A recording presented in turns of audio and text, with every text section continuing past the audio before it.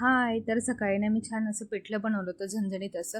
तर मग संध्याकाळी ते उरलं होतं. म्हटलं आता ह्या पिठल्याचं काय बनवायचं ना, तर मी त्याचे ना मस्तपैकी पराठे बनवले. तर त्यामध्ये ना मी गव्हाचं पीठ घेतलं होतं, थोडंसं डाळीचं पीठ घेतलं होतं, त्यानंतर ओवा, चटणी, मीठ, हळद, थोडासा हिंग, धणे जिरे पावडर वगैरे ह्या सगळ्या गोष्टी ना मस्तपैकी टाकून ना पूर्ण एकजीव करून घेतलं आणि त्याचा मस्त असा आहे ना गोळा तयार करून घेतला. म्हणजे कणिक आहे ना छान मस्तपैकी ना भिजवून घेतल्या आणि त्यानंतर त्याच्या आहे ना मस्तपैकी असे छान आहे ना दशम्या बनवल्या.